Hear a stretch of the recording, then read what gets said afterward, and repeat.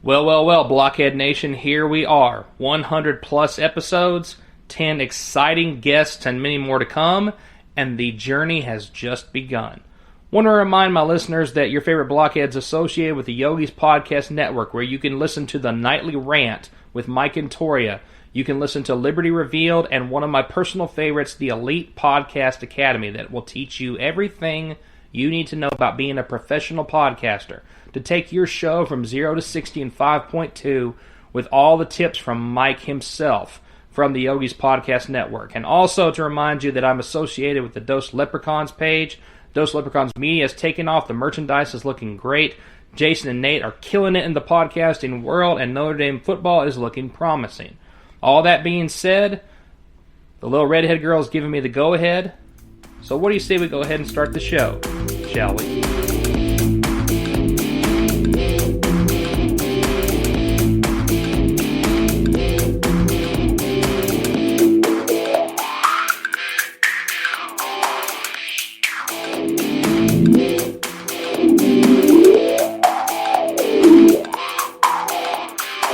Broadcasting live. Good evening, ladies and gentlemen. Thank you for stopping by once again. You are listening to your favorite Blockhead, the only podcast in the podcasting world that can somehow incorporate the Peanuts comic strip 1 minute and then be talking about MMA and warriors inside the octagon the next.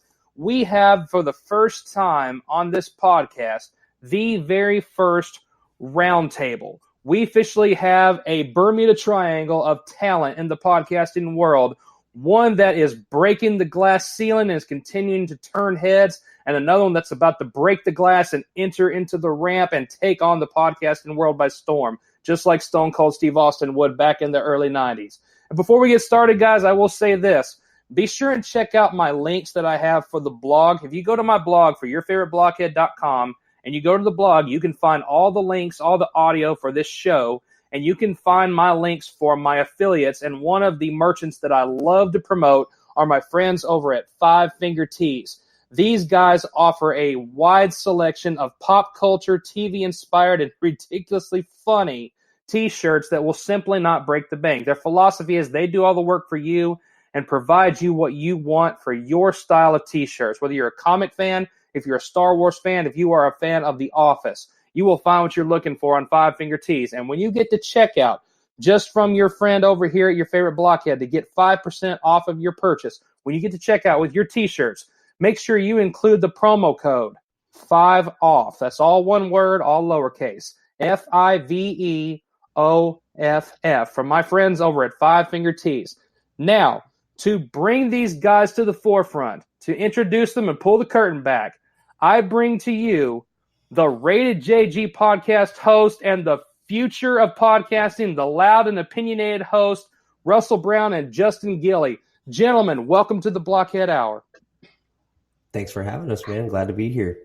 Absolutely, man. I'm excited. This is great. And you know, I mentioned earlier when we started the show that we were going to get right into the full main card of UFC 244. Lots to talk about. But before I do, Blockhead decided to throw a grenade into the conversation here just to see if I could ignite a fuse. So let me say this. Bottom of the seventh, World Series, Game 7. What happened? The Nationals won, and that's the only thing I was excited about. Anything to add on that one, Rated JG?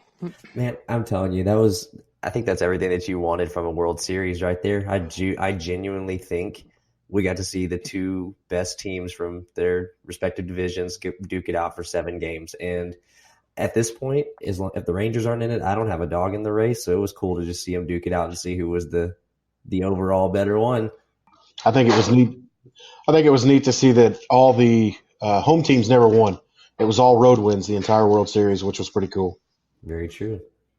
They bring it full circle. For the guy that is a little bit out of the loop on baseball, I know who I can count on, who I can depend on. And as far as this, I'll bring one more thing up. I'm going to pull in Justin on this one. Since I kind of got off on a rough start with Miss Casey, I send my apologies. I bring my hat in my hands because I interrupted your game last night. How did it go with the Stars, and how is the conversation that is tearing your family apart going. Is she starting to succumb that bagel bites are the superior snack? So I've thrown in the towel on that debate there. It's just one of those, we agree to disagree. And at this point in time, I don't discriminate if any kind of pizza flavored product, anything that has a pepperoni and cheese on it, I'm down. I don't care how you wrap it up, put it on a bagel. It's all good. So we just kind of shook hands and went our separate ways on that. But there you go. To talk about the Stars, yes, they are on a little bit of a tangent right now, and they won last night. So knock on wood, we won 2 in a row against some pretty good teams. So we are have somewhat of a little streak going for the first time this entire season. So things are looking up. Loud and Opinion, are you like one of those kids that I have in class that just have to be using something in your hand, or is there something significant about that hard on a lock that we're coming here? I have to build this narrative since we only have our voices. No, yeah. I have a resting hand syndrome where I have to be fidgeting with something, I guess. I don't know. I point out all of your iniquities and your idiosyncrasies, and that's how we introduce you into the podcasting world. We have to take our little jabs at each other. And those that are listening right now, you are hearing really. We said that we would stick with a script, but sure enough, we've gone so far off of it already because this is really a kitchen sink product line. So one of the reasons why He-Man and the Masters of the Universe worked is because they threw everything at you but the kitchen sink. Sometimes we have to do that in the podcasting world. Will you guys concur on that one? Absolutely. Yeah. Mm-hmm.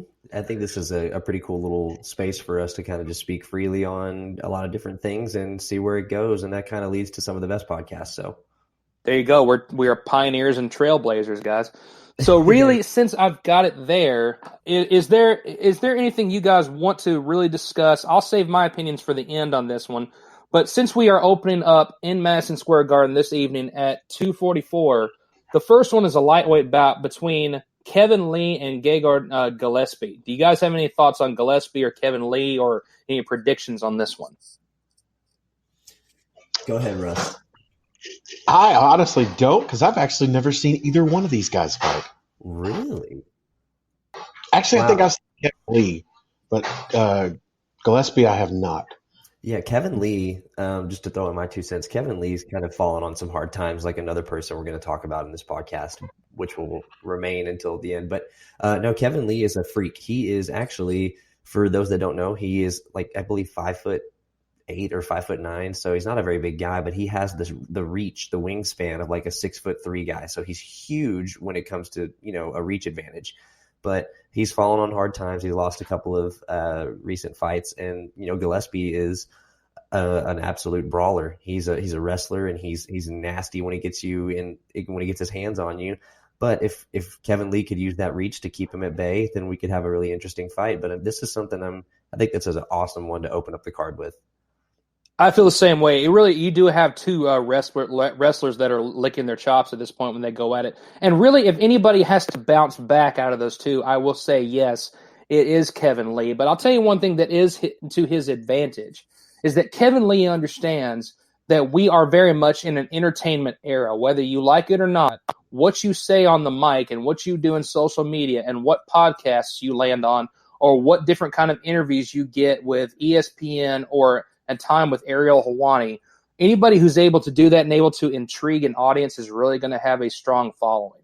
And Kevin Lee is just a guy that understands that. He's got the persona. He's got the ability to speak. He does have the intellect. He just is a guy who wants to trash talk, and he wants to get involved. He's the guy that got Michael Chiesa all fired up before the incident on the bus with Connor. So he knows what buttons to push, and I believe that he is learning from the best. He's probably taking time listening to Chael. I think he's been on Chael Sonnen's podcast a few times. Took a little page out of Connor's book. He's just not reinventing the wheel. He's going along with what the era is now. He's going along with the changes, and he's just handling it pretty well. Yeah, and isn't this his first fight back down at lightweight? Am I crazy for thinking that? It seems like if it is, it does seem like it's out of place for him not to be in the welterweight division. So yeah, that would make sense for him to have to cut. It seemed like he was a little bit, I don't want to say slower, but like he didn't have the maybe the endurance. That's what I'm looking for at the current or at his previous weight division. So we'll see. I mean, fighting as a whole is one of the hardest things to predict because all it takes is one shot or one false move, and then an upset happens, or that's why you got to watch. It's a fast-moving sport. And to kind of segue into the next one, we have a heavyweight bout with another guy that has got everybody interested. Is we've got Derek Lewis back in the main card with Begloy Ivanov. And so in many ways, I looked at Ivanov. He just seems like a guy who has a lot more. He's more of a defensive fighter. He's a guy that has wrestling in his background that's very accurate. Derek Lewis is just a beast in every way, shape, and form. I'll throw this one to you, Russell. Do you have any predictions on Derek Lewis or Ivanov, or anything that you do want to see out of this heavyweight bout? I'd like to see Derek Lewis bounce back in this one. I think the last fight that he had was that DC? I think so. Or did he fight after DC? And so either way, that he's been kind of derailed since Cormier. Yeah, and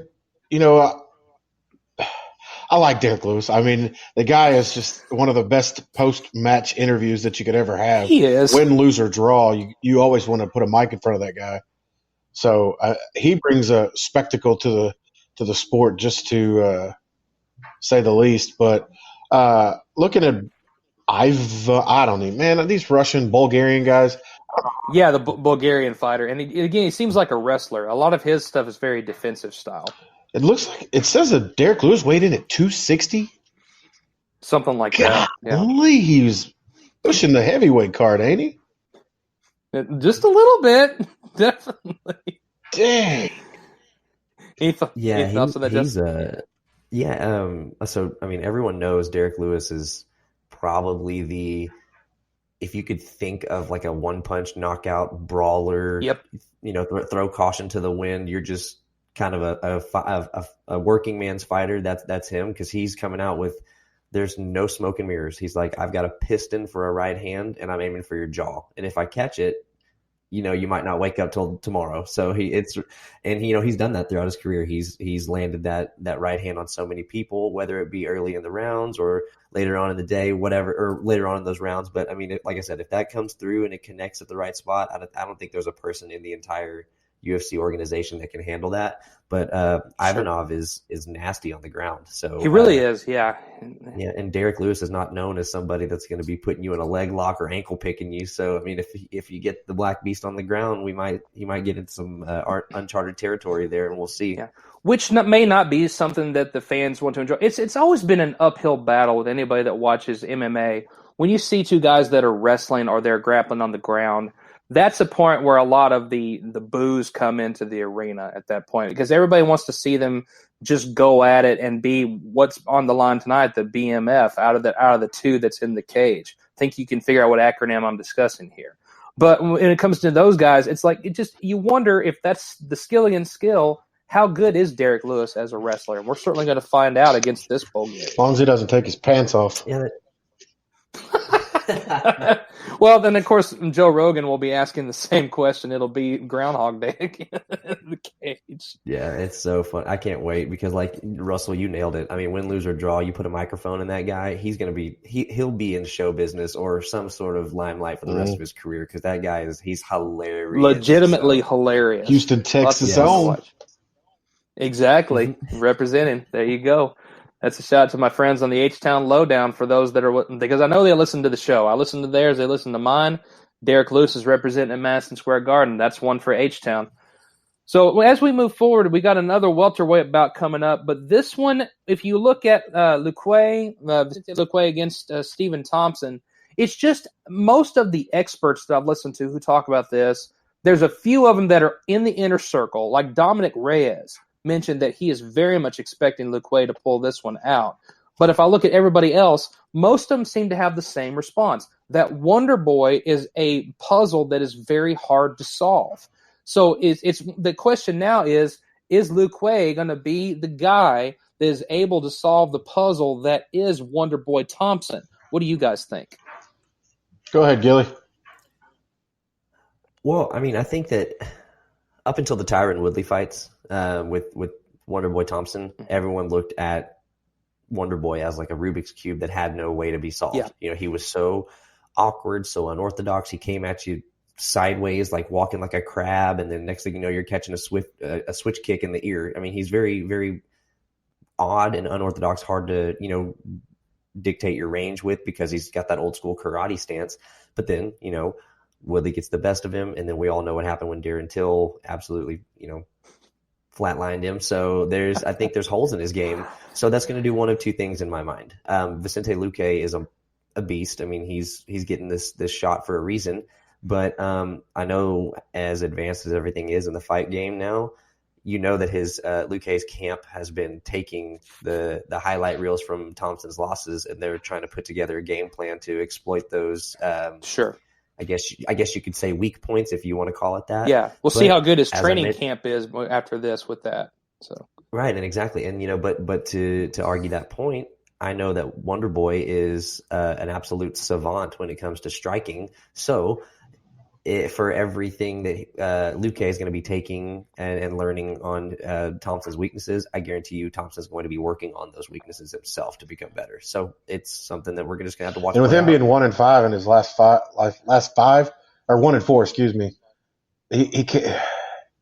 he hasn't really impressed me. The Anthony Pettis fight, he did not look good in that fight, and he just looks. I mean, I don't know if he looks slow, but he needs to do something in this just to keep his head above water in the welterweight division, because there's some guys in there that are coming up pretty hot. I take my wins and my losses here and there because, obviously it's Luque, but I keep mispronouncing it. Sometimes it's hard to keep up with a lot of the names of these guys that we're trying to pronounce throughout. I've got a guy that I hear all the time. I think I keep hearing other podcasts call him George Masvidal, like it's Jorge Masvidal. One's calling him Yair Rodriguez. I'm like, that's Yair Rodriguez. So sometimes 4 times out of 5, I'm going to get the names correct. I'm better at pronunciation than I am, but you got me on this one on Vicente. So I tip my hat on that one. But nonetheless, it's just going to be – this one is very much an up in the air kind of thing. But who would you guys say that you think that has the most to gain or the most to lose with this fight? Wonder Boy's got the most to lose. I mean, if you think about it. It's kind of where I was heading to. I kind of threw you the cliff notes on that. Yeah, I mean, I would definitely would agree because I think Wonder Boy's at the phase of his career where he's a little bit. I don't want to say the twilight, but I mean this is sure. kind of make or break time for him, and I think for lack of a better term, he's at that point where he's starting to question his abilities because he's very tentative and like timid. It seems like, whereas he used to just be dialed in, taking everybody on, not blinking an eye. So now we'll see. And I'm very interested for this one. This is the question mark. Sure, very much so. Are we going to have? I don't want to predict that ahead of time or assume that maybe that Wonder Boy is going to pull a what's the guy that recently left the division because he couldn't beat Jones? Was that what was his name? That pretty much said that he needed to take retirement. Gustafson. Yeah, Gus. Hoping he doesn't pull an Alexander Gustafson here, and especially on as big a stage as MSG. I'm hoping that's not the case. But yeah, you're right. I think that he's the one that has more to lose in this case. But again, it's a very good middle of the road for this entire event. Now let's have some fun. Kelvin Gastelum and Darren Till. You kind of jumped the gun on me on that one, Gilley, because I knew you were looking for that segue to bring into Darren Till. I'm going to let you have the floor for a little bit to get off your chest about this guy. Then I'll give my 2 cents after Loud and Opinionated intervenes a little bit more. Go for it. All right. So yeah, I mean, it's no secret. Anybody that's listened to my podcast or even listen to me talk in other people's podcast, I'm a huge Darren Till fan. I just, regardless of what he's done outside the octagon, I just think that he is an incredibly exciting fighter who has so much to offer, not even just his previous division, but now he is in the middleweight division where he should have been all along because that guy weighed in and he looks like an absolute tank. And I'm genuinely I am like I would if I'm watching ESPN and the card somehow like cuts off after this fight, I'll be okay because this is my main event for tonight. Sure. Because he's such a large man at that weight and that in that division, and he's fighting somebody in Kelvin Gastelum who's not necessarily the tallest adversary, but has incredible power. I don't think that since he returned from The Ultimate Fighter, I think every fight that he's had, somebody's ended up flat on the mat. whether he wins or loses, he's knocked everybody down, which means that he's packing some power. Mhm.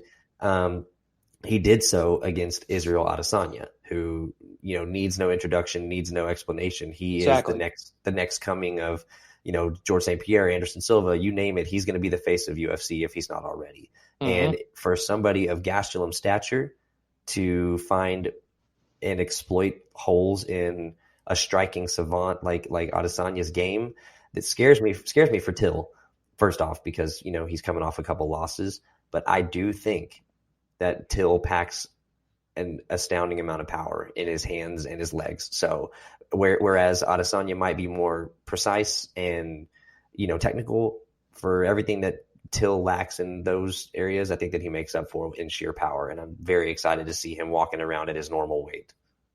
Nice. What you got, big guy? Nothing. I saw the weigh-ins, and there was a couple of guys that pointed out on something when Gastelum weighed in that it looked like he was leaning on one of his coaches, that he had an elbow up. They're blowing up the elbow gate right now. Yeah.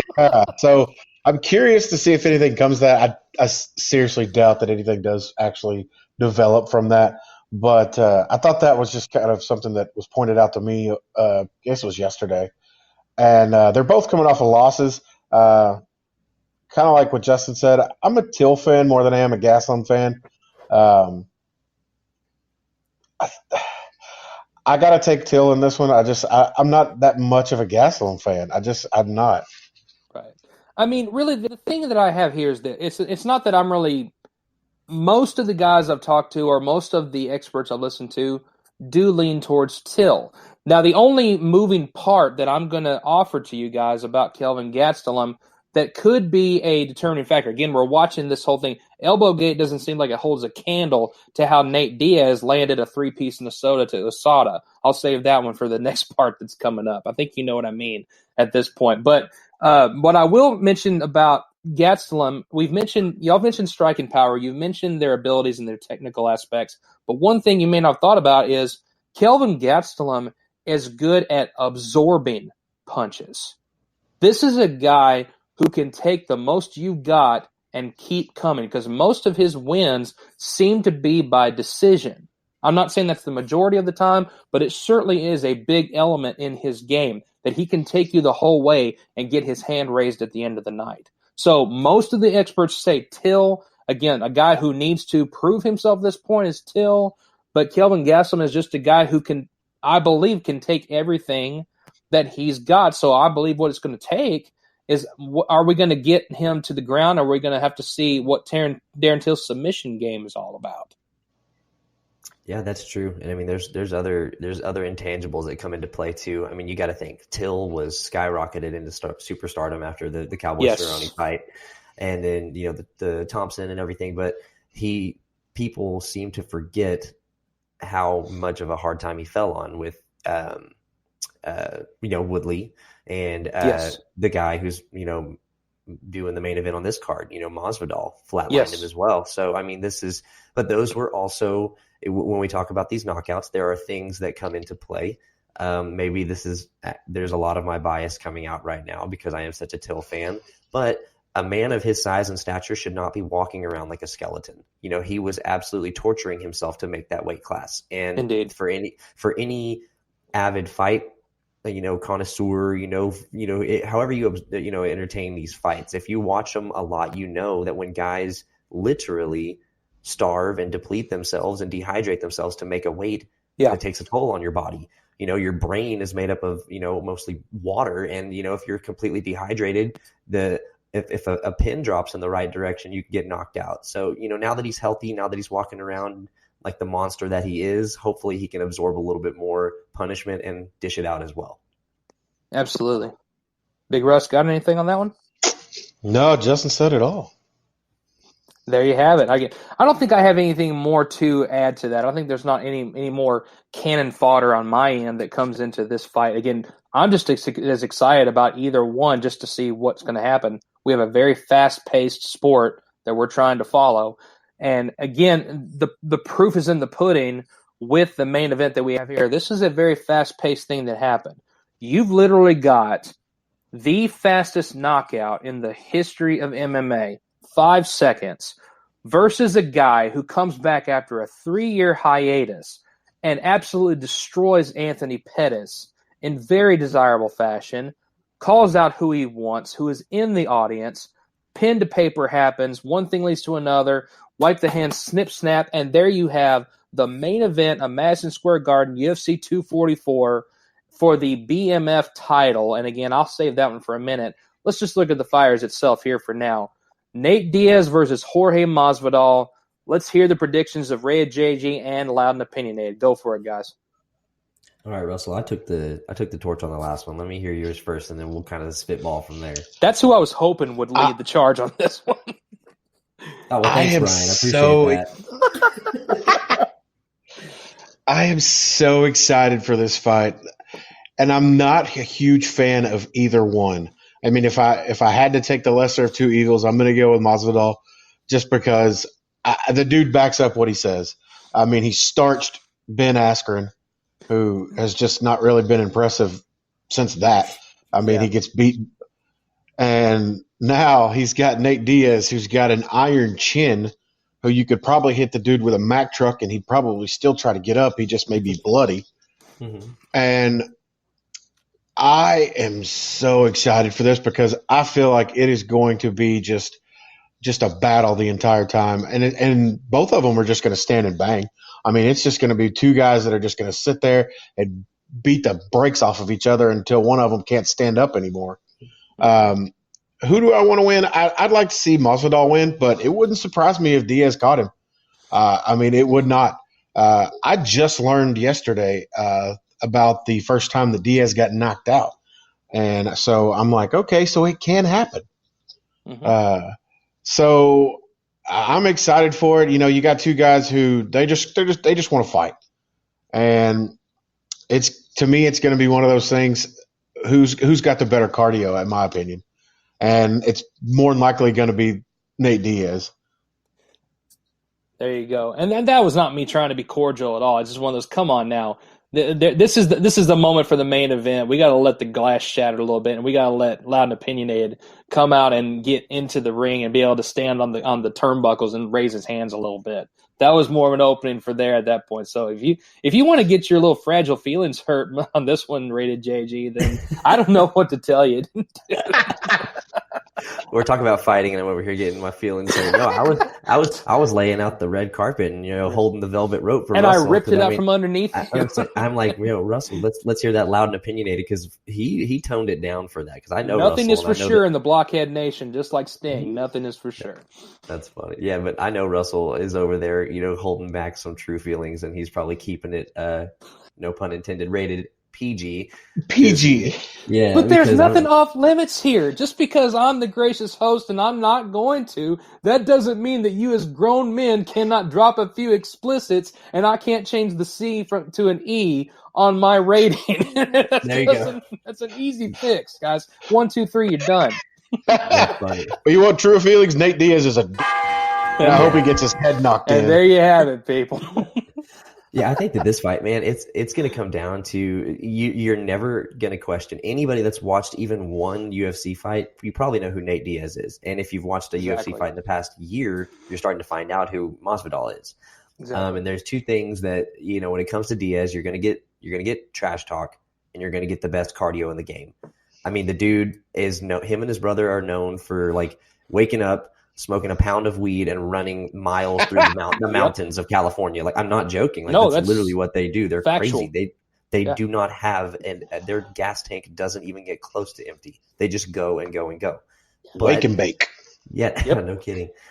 And then, so, I mean, that's going to be something that hopefully he can drag Masvidal into the later rounds, because I don't have a dog in this race either. I honestly couldn't care less who wins.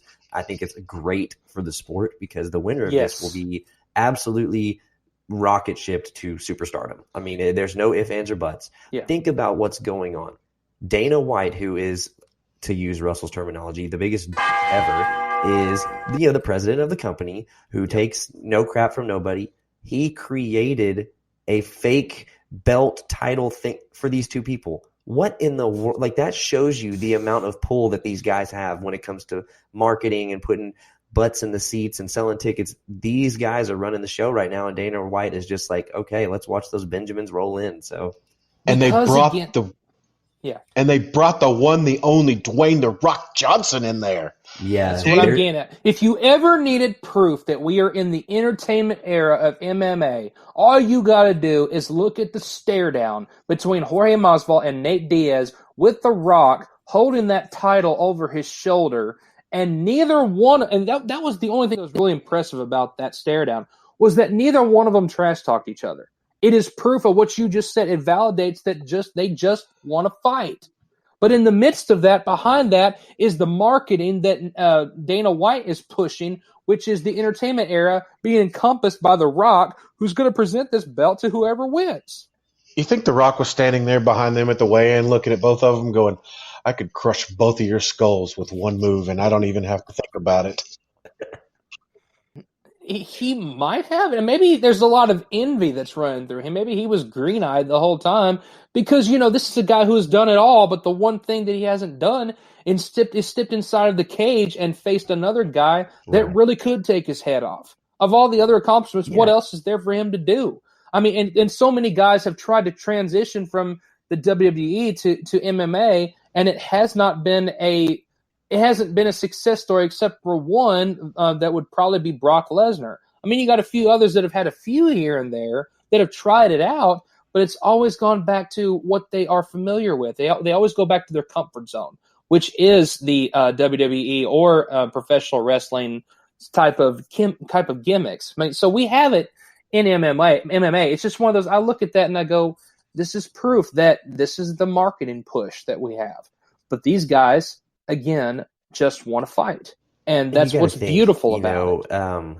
The Rock, or Dwayne Johnson, whatever you know him by, has been in the entertainment industry for, 20 years, give or take, in every realm you can think of. He's got his own line of clothing at sale at Dick's Sporting Goods. He's been in all the blockbuster movies. He's been on WWE. He's done, you name it, he's done it. And this is so Mr. Entertainment's chosen form of entertainment is watching these guys fight. Think about that.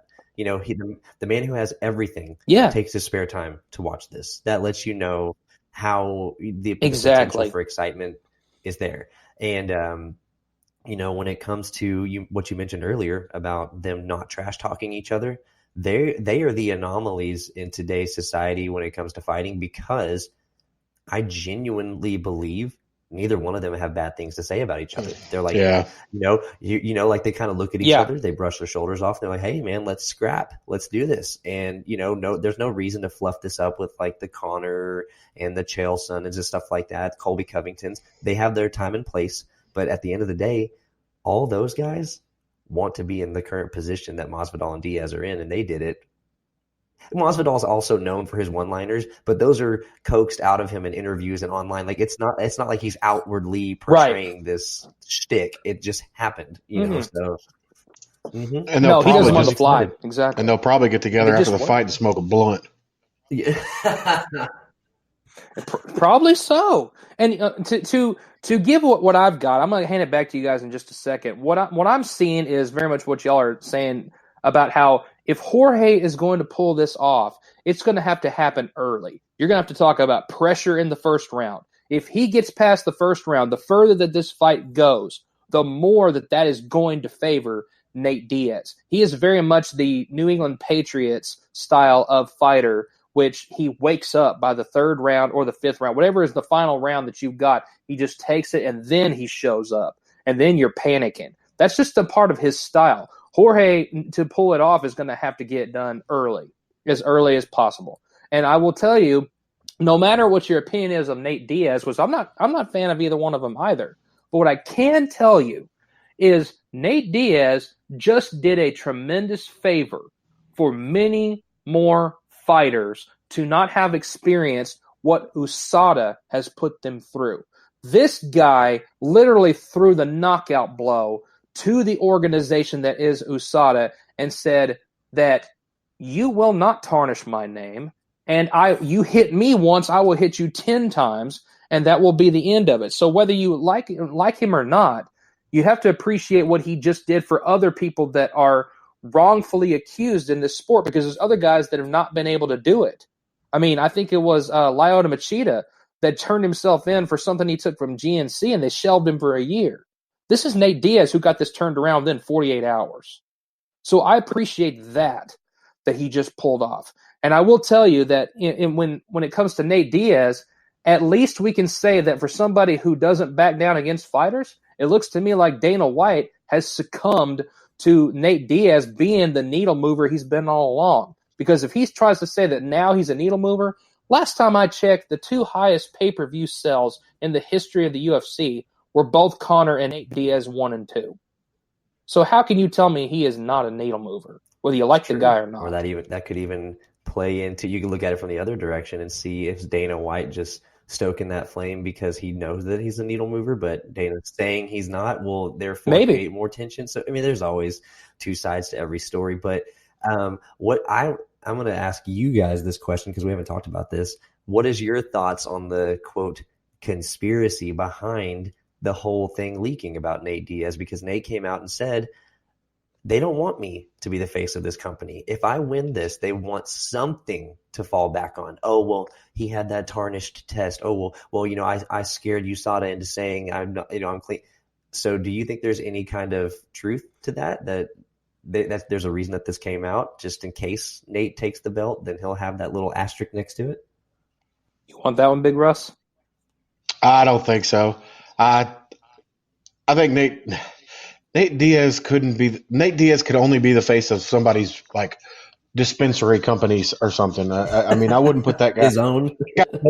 Yeah, that guy's never going to be on a Wheaties box. I kind of agree with him that they don't want him to be there, but if the guy proves it in the ring, why not give it to him? And they may have this little asterisk next to it, and it may happen.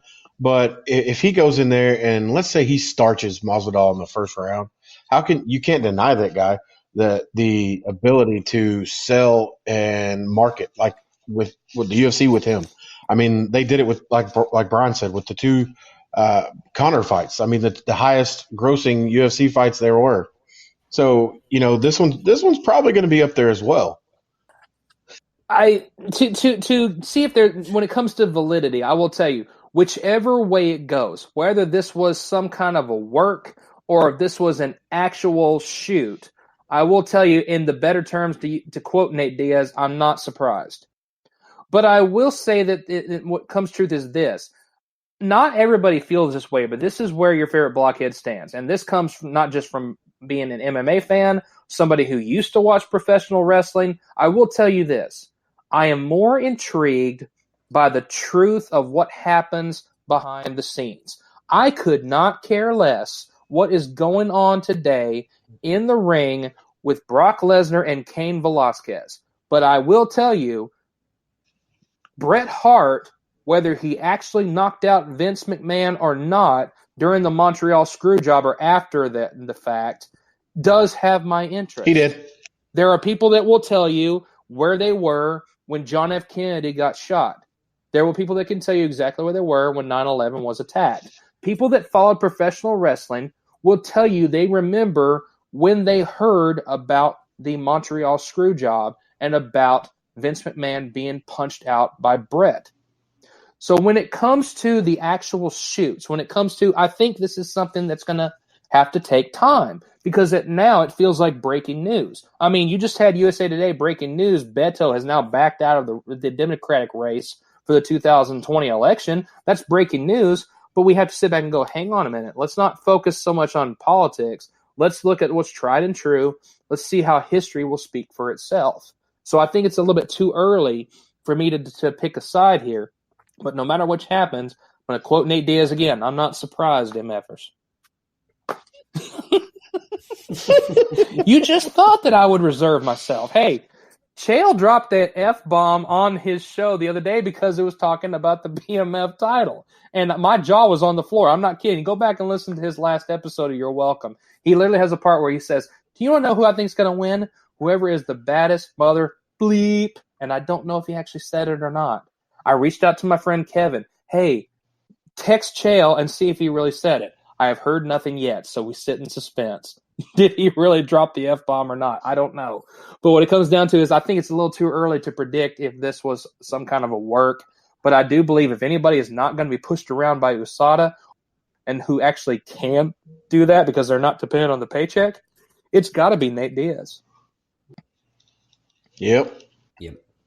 And I think he's at the point in his life where he realizes he doesn't need the UFC. He could ride off into the sunset right now with his legacy fully intact. He doesn't need this. He genuinely wants to. And then he also threw caution to the wind. And whenever it came to the ring rust, for him being out of the octagon for so long, I mean, he came back and he took old Wheatie Box boy, Mr. Pettis. He took him to the cleaners, man. I mean, absolutely starched him. So I think for everything that we've already said on this podcast, the number one word to sum it all up is just excitement.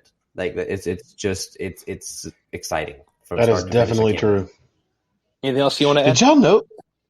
Did y'all know that Andrei Arlovski is on this fight card? Yeah, he is on the prelims. Mm-hmm. I didn't mean to overskip the prelims. I didn't mean to overskip the prelims, but he's on there. Yeah. I'm such a huge Brendan Schaub fan, and I follow the Fighter and the Kid, King of the Sting, all that stuff. And everyone knows that follows Brendan's career. Arlovski and him had that throwdown. So anytime that Arlovski's name gets brought up, believe me, he talks about it all the time. So I'm looking forward to that one too, for sure. One prelim I would say watch for is the Corey Anderson and Johnny Walker fight. Right. Dude, oh my goodness gracious. I hope there might be another John that takes over that division if everything goes according to plan, because Johnny Walker is insane to watch. Insane. Yes. But he hasn't really faced his adversaries really haven't been, upper echelon, I wouldn't say so far. But Corey Anderson's going to give him a handful. Yeah, I think that may be the best prelim of the night. There you go. I can't believe I overskipped that. I think it's kind of one of those, we went to the main card, and I can't believe I skipped over that prelim. I'm glad you brought that up, Russ. That's going to be a good one.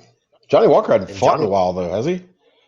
Yeah, because he freaking looked like an idiot after that fight and tore his shoulder or whatever. Don't get me wrong. Beating Khalil Roundtree is definitely something to be fired up about, but enough to break dance and, ruin your career almost. I think you need to calm down a bit. Well, he had a fight back in March, Johnny Walker. Oh, did he really? Yeah, against some Croatian dude. Oh, okay. Well, the last one I can think of is because I love Khalil Roundtree, and man, my goodness, that elbow he dropped on him and flatlined him. So I'm excited because Johnny Walker brings a lot of a different look, because Corey Anderson is such a by the book striker / wrestler. Just kind of, he's going to come at you, he's going to wear you down, he's got a fast pace, and Johnny Walker's doing backflips off the cage, spinning back fist, doing the worm, fall. I mean, he's and he's also 6'5". Yeah. So take that into consideration. He's huge. Exactly. And I got to throw a jab at you, YFB. That Cain Velasquez Brock Lesnar match was never mind. It was not entertaining. It is not to take a jab at the actual industry. What I mean is that I have chosen my route that I want to go. It comes down to what interests me to this day. It's one of my guilty pleasures is being able to see the shoots, to be able to actually see what they've lived through. Those are actually more entertaining for me than anything that goes on in the ring. I'm sorry. There's something about that. Like, I remember watching one a while back. I'll share it with y'all now. Jake the Snake was talking about his time with the Ultimate Warrior. I mean, even though the Ultimate Warrior had passed and he was sending his respects, he still said the guy was an idiot at the time. There was something where he was making him walk through a pit of snakes or something like that. And he was telling him, you have to shuffle your feet when you walk through there. Shuffle your feet when you walk through those snakes. Does he? No. Stepping on him. So what are they doing? Biting his legs the whole way as they take the shot. So those are more intriguing to me than what they really experience. So the person itself, the man Cain Velasquez, is more interesting to me than whoever he's portraying in the ring. And I love the fact that he can go out and get money out of Vince McMahon. Go, if you can, do it. That's fine with me. To build on that story, they're building on an MMA event on Brock being defeated by Cain Velasquez. What better way to promote that show? Yeah, and that Saudi Arabia thing that the WWE just did, it was just a huge money grab. That's all that really was for them. Yeah, isn't there a fight on December 7th that's going to be at, I think it was Anthony Joshua and Ruiz. I think it's their second go-around. That's going to be in Saudi Arabia, if I'm not mistaken. And you know what happened on December 7th, 1941? The attack on Pearl Harbor. So you tell me which one is more precious, money or preserving our American history? You tell me which one. USA, USA. I threw another grenade at you. So, but yeah, it comes down to that one has just, you can see the dollar halos around everybody's head for that one at that point. The only asterisk on that one is you are talking about a Brit and a Mexican fighting. Touche. So technically, it's not their heritage. Yes, I'm pretty sure you. No, he's right here, but he is 100%. He's Mexican, and Joshua is overseas, so they get a little bit of a pass. Touche. See this? There you go. You got all your moving parts that come here. But guys, I don't know how y'all feel, but I am 3 sheets to the wind on A&W Root Beer. I've been having a great time with having you guys on. But what I will ask is this: I will say that for the chance to be able to promote you guys again. Is what can we say on the end of this part? Now that we've covered the main card, what can I introduce you guys for on the Rated JG podcast? What can I mention for that, and what we can expect for Loud and Opinionated? The host of the Rated JG podcast. I've been doing it for almost a year and got a couple episodes out. I really enjoy interviewing people and of all walks of life. I've got business owners. I've got musicians. People from, all different corners of the universe kind of meeting up with us. And I also have my wife on. We talk about life. We talk about music. We talk about sports. It's just a fun little creative outlet that I have and been reaching a lot of people. So I'm thankful for all my listeners, but there's a lot more to come. A lot more people are on the schedule. And I'm always very fortunate and very lucky to link up with people such as yourself, Brian, and the Blockhead Nation. So we will always be in touch with each other, and we will stay intertwined in this circle for sure. So that's on my end, but definitely, I'll make sure that there are links for the Rated JG podcast for Spotify and for Apple Podcasts. That's going to be easy to find in the blog, guys. And what I will tell you is this: as we continue to wrap the show, I will tell you to go ahead and check out my friends over at Century Martial Arts as well. Whether you're a black belt instructor, whether you're a fitness enthusiast, or you're just now trying out your MMA gear, go ahead and check out my friends over at Century MMA. And when you're ready to glove up and you check out, make sure you use the promo code SAVE10. That is how you're going to save your money at Century Martial Arts. 10% off of your purchase on anything. And as I bring this to a close, I've already mentioned Rated JG. I got to make sure that I plug my friend. So Big Russ, Loud and Opinionated, soon to come. What can we expect with your podcast, and when will be the launching date? Well, Monday afternoon, I'm going to look at the podcast studio here in Mansfield. So I'm hoping to it's going to be December. Okay. Maybe before. I'll definitely let everybody know. Going to try to get me a nice little Facebook page or something like that, something fancy. But what can you expect? I don't even know what I can expect because it's just going to be random. It's going to be fun, and it's going to be something that everybody's going to want to listen to. And there you have it, guys. So what we'll do is we will send these guys off. But again, guys, we'll be watching UFC 244. I have had a great time with them. This is our very first roundtable that I've ever done with this show. And hopefully, as time goes on, we plan on doing many more. And with that right there, Justin Gilley and Russell Brown, I bid you guys adieu. Thanks for having us. Thanks for having us, man. I'm thrilled to have you all. You bet. And for everybody else that's listening on the Blockhead Nation, be sure and tune in next Saturday. Same Blockhead time, same Blockhead channel.